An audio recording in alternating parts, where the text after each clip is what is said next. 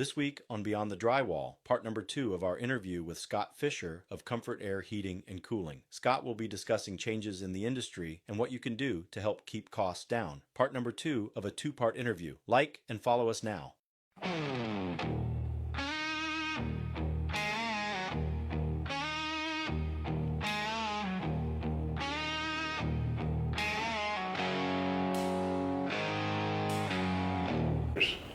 I got it on 78, and I'm still I cold. have, I got it up to 85.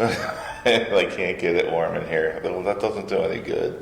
But just, I'd say a yearly maintenance on a system, especially on a rental property, because it's just, tenants are harder. Yeah, because they figure, somebody else is going to pay. Yeah, but if you did a maintenance once a year at least, just a one time a year, and you made sure there was filters there so they could be changed, buy the cheapest filters you can put into them and keep 5 of them there. I used to It's have my the best maintenance thing guys you go can out do. there with a stock. Right, and that's contact, good. But like our trucks, we can't carry filters on our trucks because there's 50 different size filters. Right. I have a truck of filters. It doesn't work very well. Mhm. So yeah, know your filter size. Make sure there's plenty of extras there. Right. Buy them by the box on Amazon. What are some of the weirder things you've seen when you've gone out to the? Because we've all got stories. As a maintenance service provider, one of the things I started doing as a matter of practice was having all my guys go out with body cams. Mm-hmm. And I started that there, and everyone thought it was ridiculous. And you could see the benefit. It's just to protect you and the tenant. Yeah, absolutely. Wintertime in the city, I can't tell you how many times birds sit up on top of the chimney. I do remember that one we had. And they drop down to the top of the furnace. I always pull them birds, squirrels. It's just many things get into the flue pipe and sit down. But you can put screens up there, so you can to help prevent that a little bit. But for the most part, you wouldn't know that it wasn't there, especially on an old house. It's been that way for 50 years. But they used to have this big giant pipe feeding the chimney, and now there's a very small pipe. Yeah, and animals work their way down that pipe. They do. So, what about carbon monoxide poisoning? Is that common that you run across higher levels of it? We do. Improperly vented equipment. Said the birds, the newer equipment's got lots of safeties in it. Right. The old furnaces didn't. The natural draft furnaces, it would spill out if it wasn't drafted. The chimney got blocked up, and old chimneys, bricks fall down, it gets blocked. If it got blocked at that point, there wasn't much to save it. So yeah, you can definitely have CO detectors. I'm sure mandatory in all your properties anyway, but certainly good things to have. But check them out prior to the season. It's the best thing I can tell you to do. What about on the commercial side? What are the things that are most common issues that you deal with there? There is no common issues on the commercial side. Okay. Yeah, we're kind of still getting our feet wet a little bit, so haven't run into a lot But of I imagine that could common. be high in cost as well. I'll give you an example of somebody made a boo-boo. We're doing a job down on Bel Air Road. Mm-hmm. Somebody I know? No, I don't Okay. think you do, these young guys, but they're growing quickly. And just right there at Northern Parkway and Bel Air Road. Right. Used to be a hall.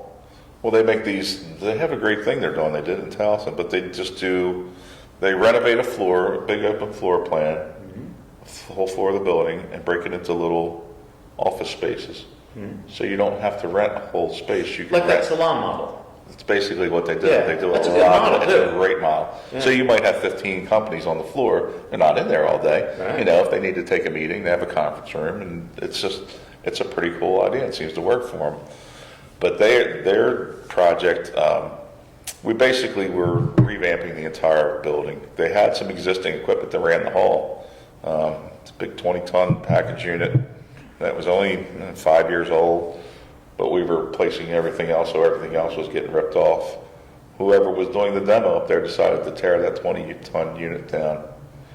So that was a $40,000 mistake. That's a boo-boo.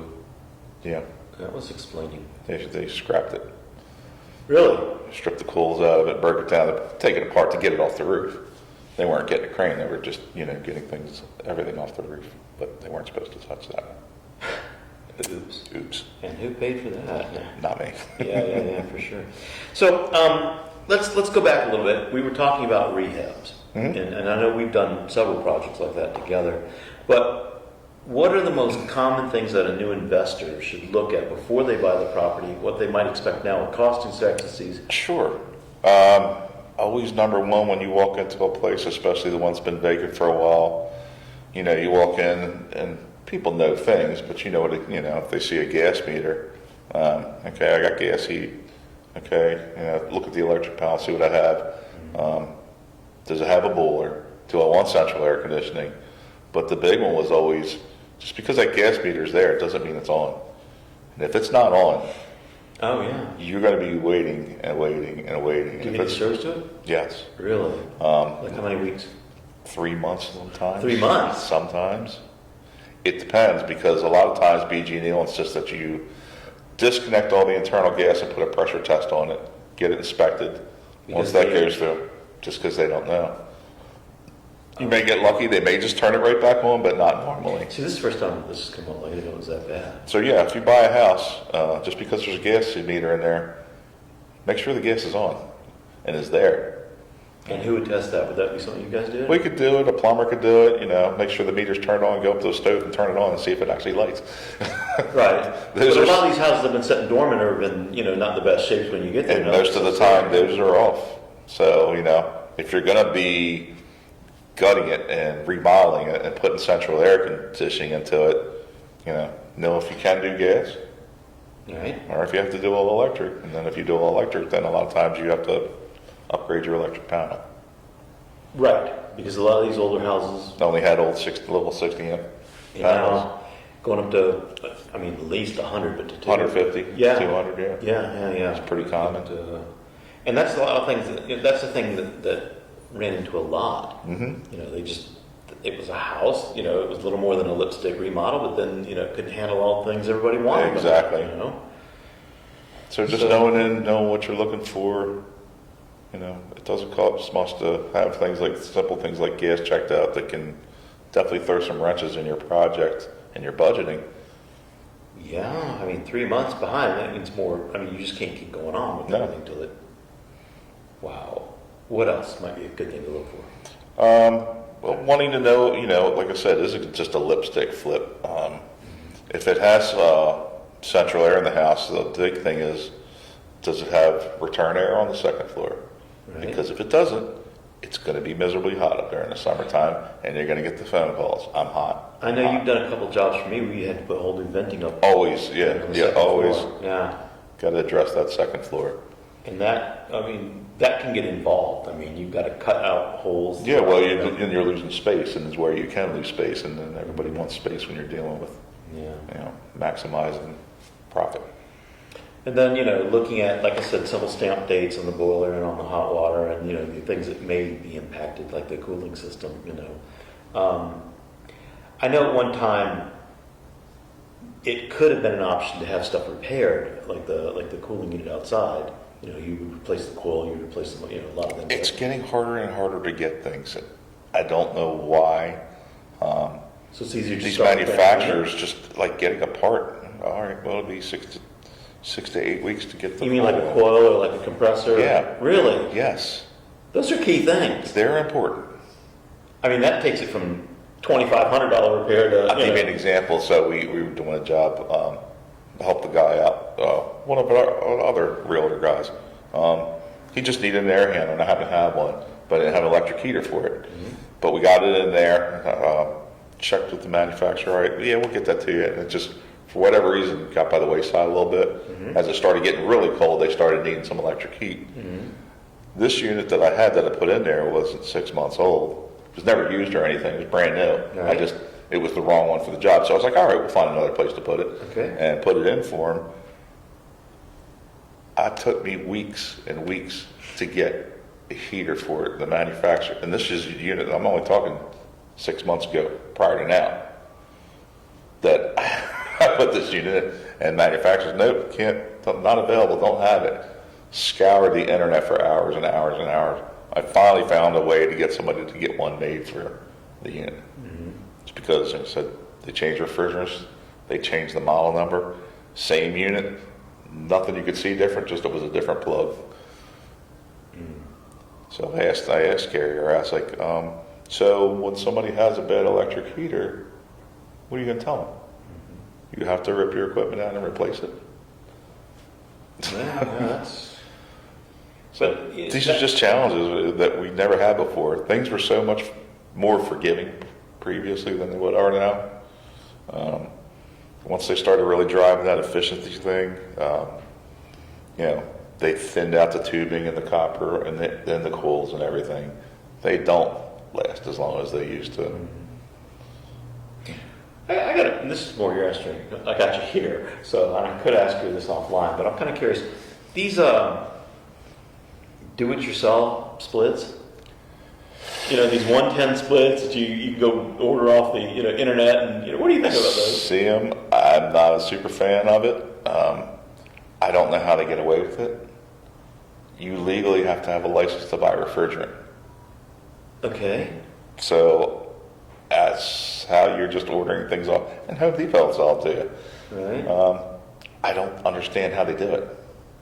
Do they work? Yeah, they might work. If you have a problem, who are you going to call? Not me, because I don't know where to get the parts for this thing. It's not like it's a manufacturer that is local that you can... No, I mean, it's great until you have a problem. So at the end of the day, you're going to pay for something one way or the other. Sure. If it was just a little shed or something, you know what? Go for it. Okay. So somebody's little personal you got a little man throw it in there. Go ahead. Yeah. They do. They comes and they do work if you do them right.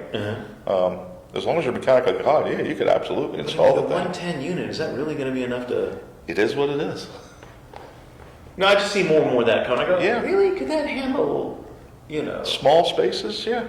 A basement or something? I don't know. They work. I don't know. So, mini splits is kind of what it's getting a lot more in use now. No, I like them. I'm not saying. I'm just saying the ones you see. You can do it yourself. Mr. Cool's. That's the one they advertise them on TV. I couldn't do it, but okay. I don't understand how they can do it, but okay. But it seems to be. If they're obviously paying enough money, or making enough money to do advertising. Oh yeah, no, they're selling them. Well, good. I'm sure it's a fine product. Yeah. Okay, so let's say you're a new investor, and we've had other episodes where we talk about things that you should know and get people that are to go out there and look at things in advance. The electrician, the plumber, and what are things that would be a no? As far as looking at buying a potential home, as a flip, right? What should the person just go? That's not for me. It's going to cost too much to impact the bottom line.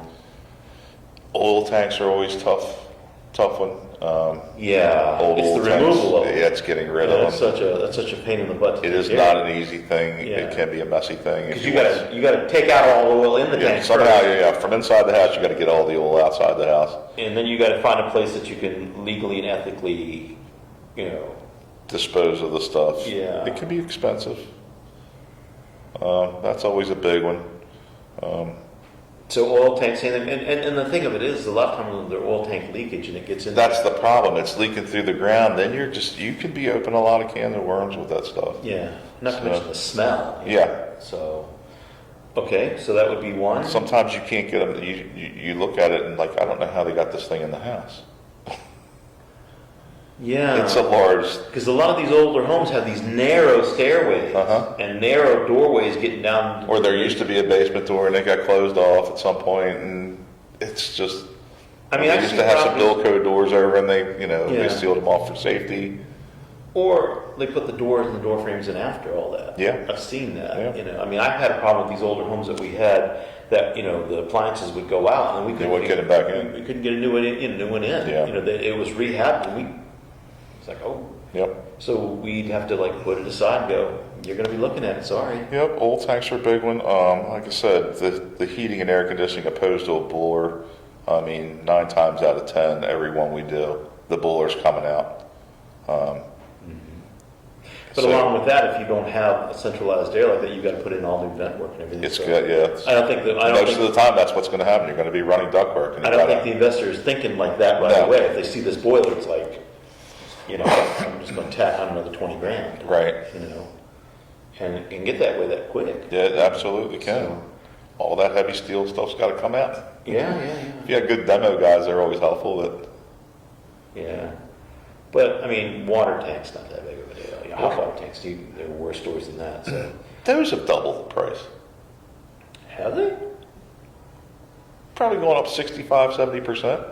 So what used to be a $1,100 gig is now closer to $2,000? Yeah.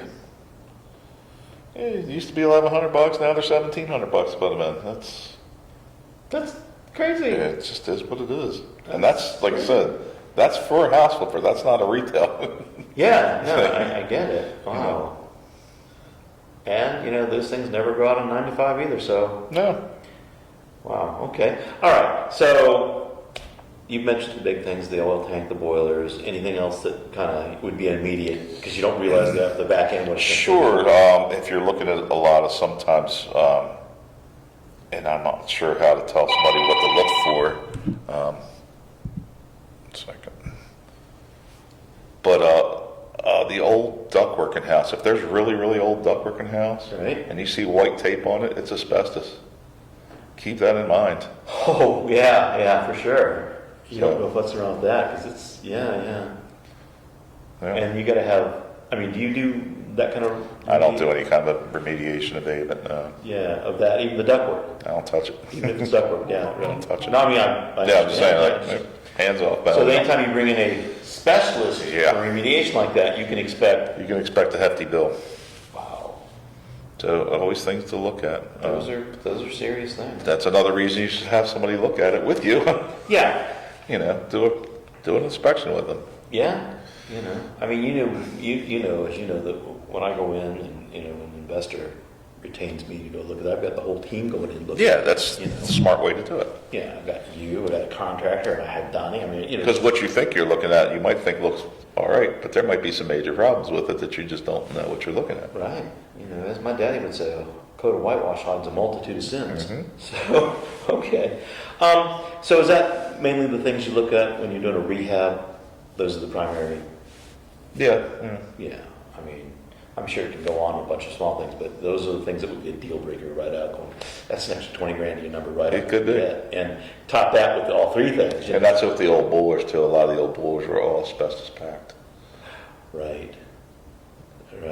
There's a lot of old stuff still out there. So just always things you got to keep in mind. Yeah, for sure. Okay. So those are the things that the new investor are looking at. Those are the things that should walk away. Do you have any other suggestions or helpful comments to people that are looking to get into flipping properties, or that are current property owners, property managers? Yeah, like I said, the biggest thing is just the general maintenance. Doing filter changes is so important. You try to preach it, but it's so easy to forget about. Unless you have somebody on staff that goes out and does it for you. So really the best time to do this would be preventative. So to call Correct. you off season or before you get to season. Absolutely. 'Cause I know from personal experience, and this is I totally Spring and understand fall. it. During season, you are busier than a one-off Yes. paper hanger. Yes. And I don't care how much I beg and plead. It can get hectic. It can't be done, so because you're that busy, you got so many things lined up, but everybody's screaming at you, I'm hot, I'm this, I'm cold, it's like doing what I can do, man. And that's all we can do. So, Get all to it right. as fast as you can. Well, Scott, I really appreciate you coming out here today. No, and thank you sharing for these thoughts. I know there's going to be a lot of helpful tips for a lot of new investors. How's the best way to get in touch with you if you have any other questions or concerns? Website, comfortairhome.com. You can reach us by phone, 443-416-2088. So we're located in Bella Road in Fallston. Trucks are running out. Everybody can see us. Yeah. There's always somebody there to answer questions you may have. Okay. Well, great. Thank you so much. Appreciate Really it. Appreciate it. Thank you much.